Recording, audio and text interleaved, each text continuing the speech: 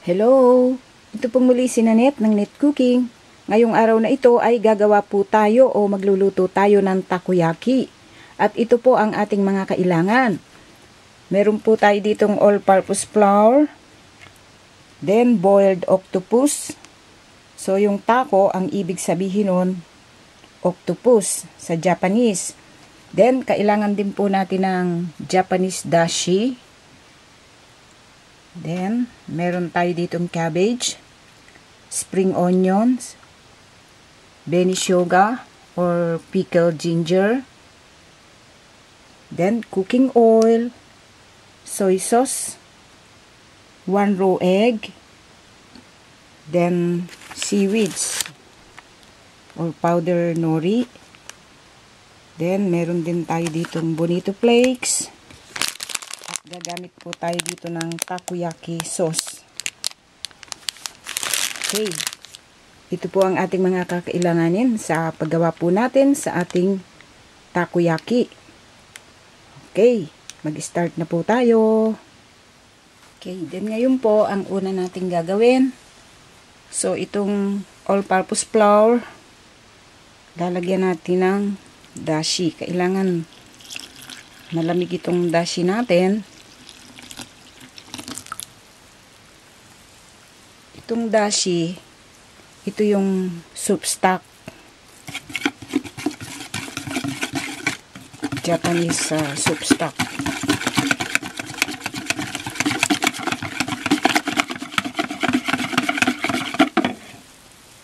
Lagayin natin yung soy sauce.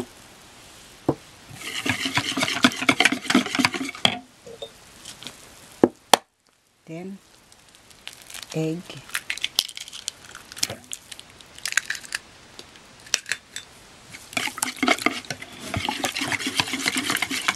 I-beat natin mabuti.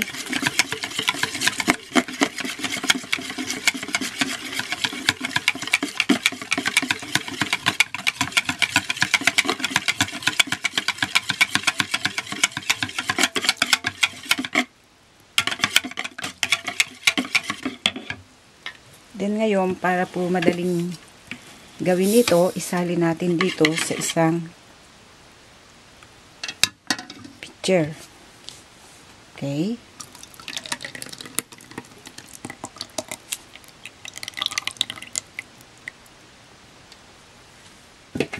Then ngayon, ang susunod po natin gagawin, lulutuin na natin yung takoyaki dito sa takoyaki pan or takoyaki plate. Then ito po, irarab natin ng oil.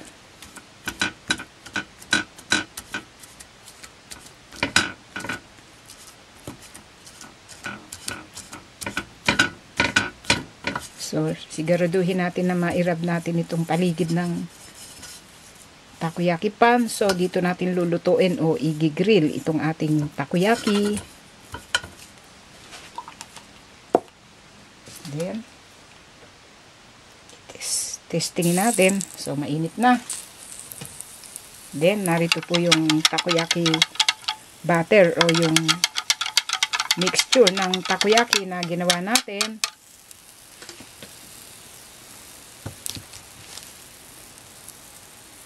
So, lalagyan natin itong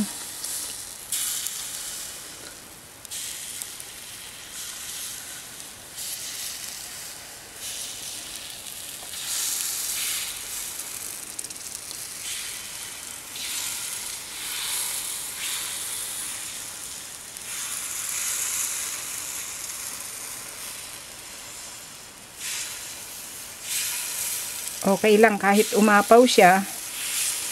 Kasi pag iipon-ipunin natin mamaya itong takoyaki, kasi i-form natin ito ng round shape.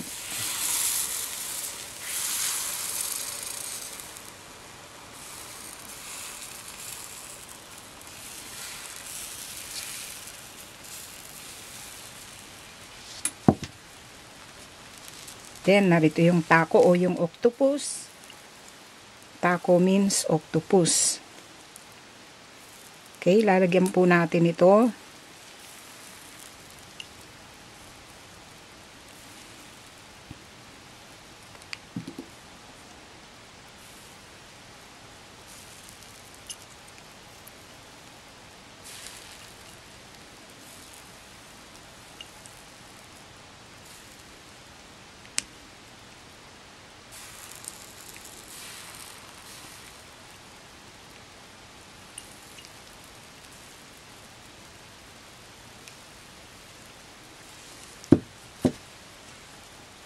Then, lalagyan po natin siya ng cabbage na hiniwa natin ng pino.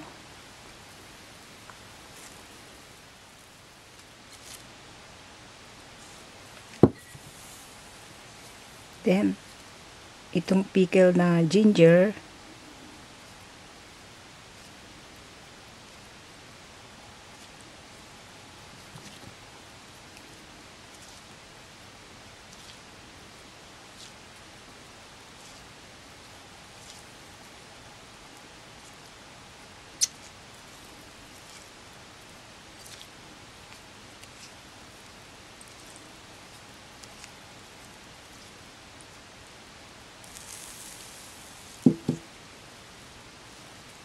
Then, green onions.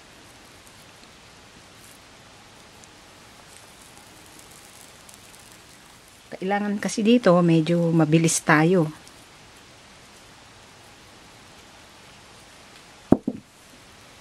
Then, bonito flakes.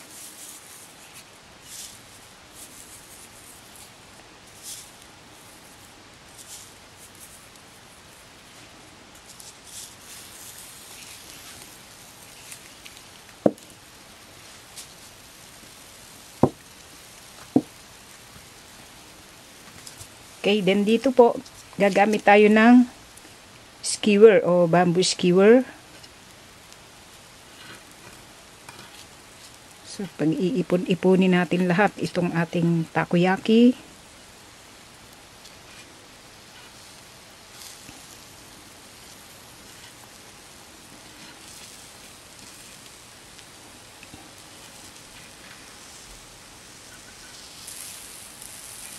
Medyo itagilid natin siya.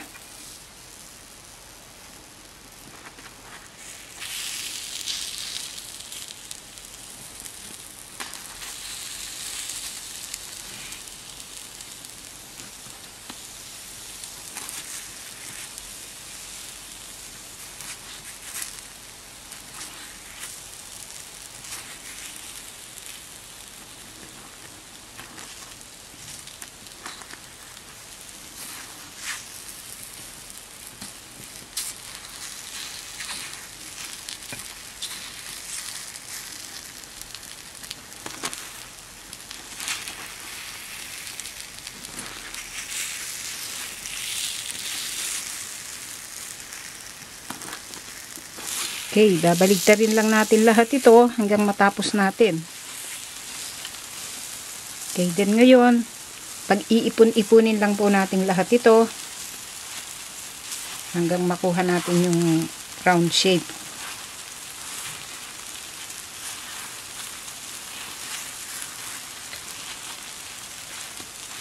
Ipasok lang natin lahat dito sa hole.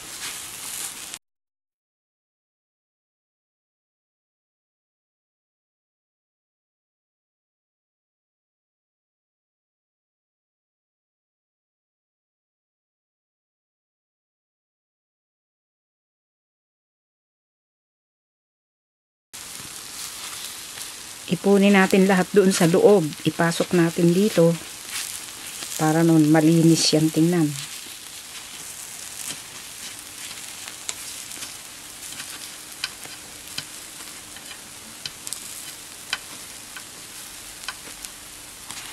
Okay. Then ngayon, naipon na natin lahat. Then ngayon, ang gagawin natin, hihintayin na lang natin na tuluyang maluto itong loob ng takoyaki. So, pag ikot-ikutin natin o pag biling-bilingin natin para magpantay yung pagkaluto niya.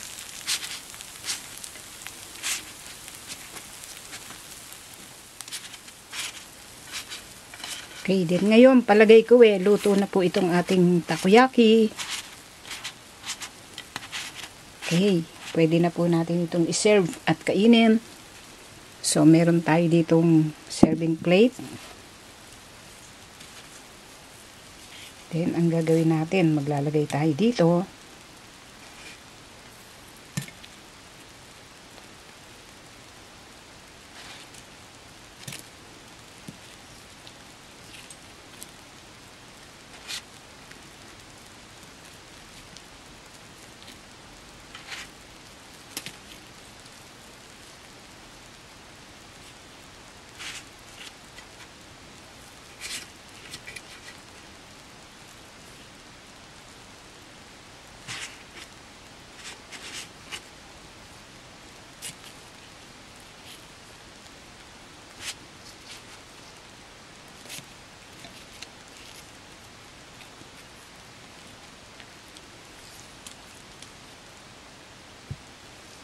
Then dito po, meron tayo takoyaki sauce. So, lalagyan po natin.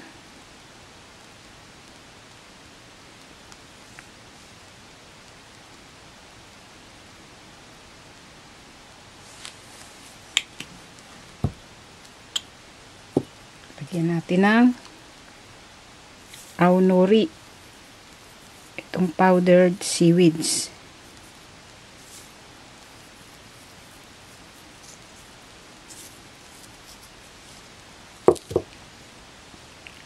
Katsuobushi or bonito flakes.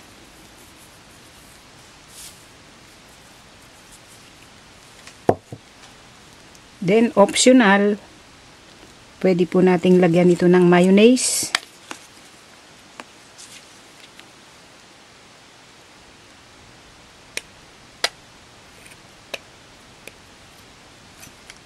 Okay.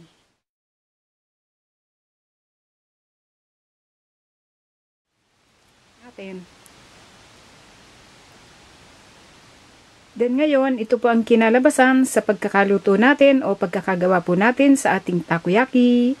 Sana po ay nagustuhan nyo ang pagkakagawa po natin sa reseping ito. Marami pong salamat.